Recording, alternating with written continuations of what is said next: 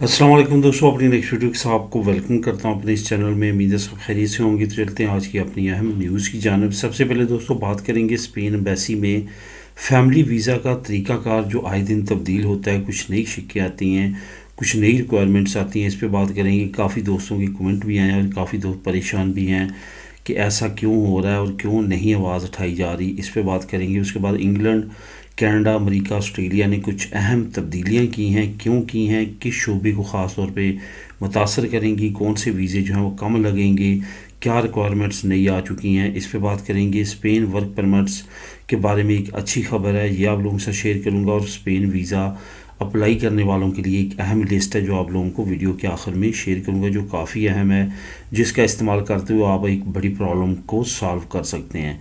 तो सबसे पहले तो आपको ये बताता चलूँ कि नीचे आज आपको लिंक मिलेंगे। जो सबसे अहम लिंक है वो वर्क परमिट से रिलेटेड न्यूज़ का है। उसके बाद जो लिस्ट मैं आपको प्रोवाइड करूँगा उसका लिंक आपको नीचे डिस्क्रिप्शन में मिल जाएगा। आप ख़ुद भी इनको क्लिक करके रीड कर सकेंगे और वहाँ पे देख सकेंगे तमाम इन्फॉर्मेशन।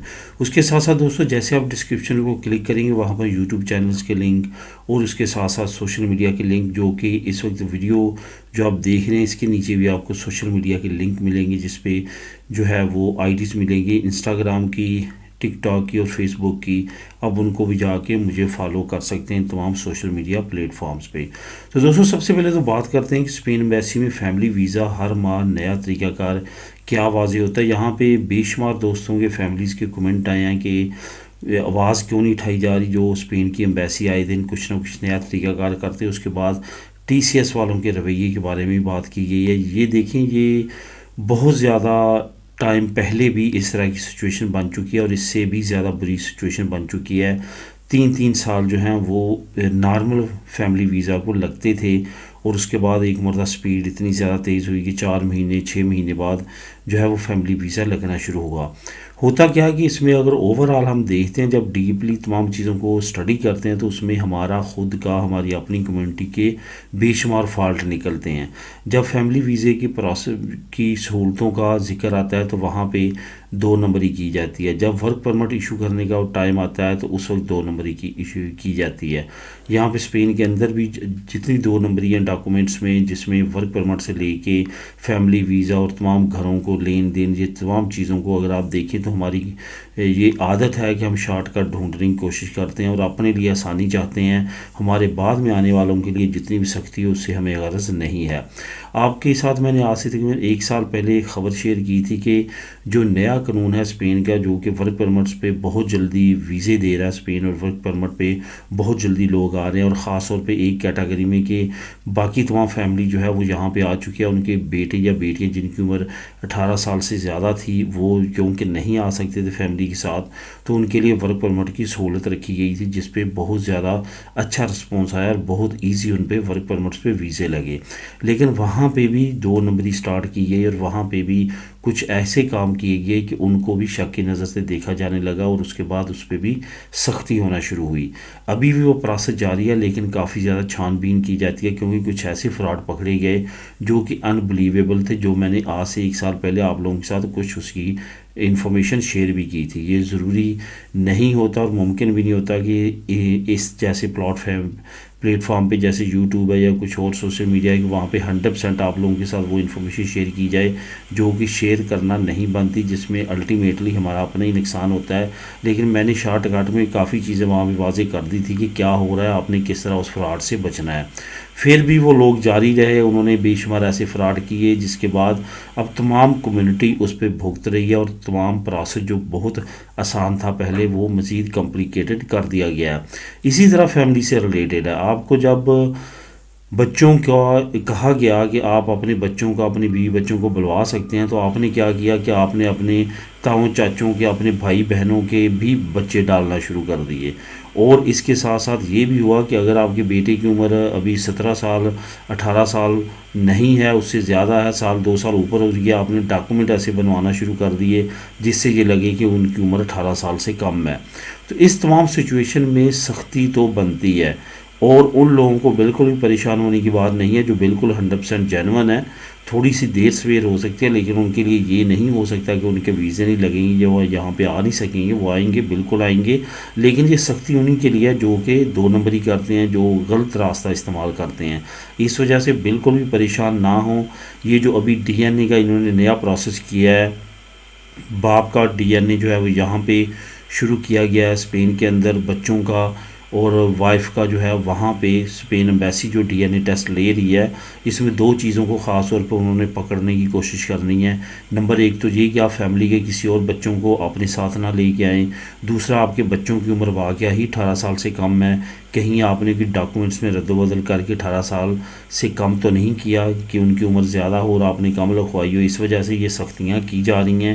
ادروائز اس میں کوئی بھی ایسی چیز نہیں ہے کہ وہ آپ کو ویزا نہیں دینا چاہتے یا آپ کو ذلیل و خوار کرنا چاہتے ہیں. اصل میں یہ ان لوگوں کا خمیازہ ہم بھگت رہے ہیں جن لوگوں نے پہلے کچھ ایسے کام کیے ہیں اپنی چند روپوں کے یا لالچ میں آگے کچھ ایسے کام کیے ہیں کہ اب تمام کمیونٹی کو اس کا خمیازہ بھگتنا پڑ رہا ہے. یہ اوور آل سچویشن ہے اور اسی وجہ سے یہ تمام طریقہ کار آئے دن یہ تبدیل کرتے ہیں. جب وہ یوز ٹو ہو جاتے ہیں جو ایسے لوگ ہیں تو ان کو روکنے کے لیے یہ طریقہ کار تبدیل کر رہے ہیں.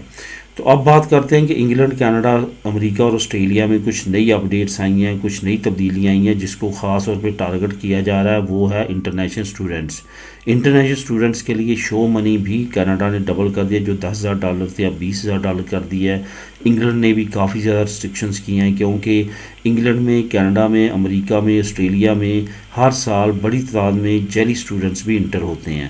کچھ ایسی یونیورسٹیز، کالجز جن کو صرف اور صرف فائلوں میں نام دیا جاتا ہے اور رجسٹرڈ کیا جاتا ہے صرف اسی مقصد کے لیے کہ وہ اس طرح کا کام کر سکیں، ان کو بھی بند کرنے جا رہی ہے. حکومت نے کافی زیادہ ریسٹرکشنز لگا دی ہیں.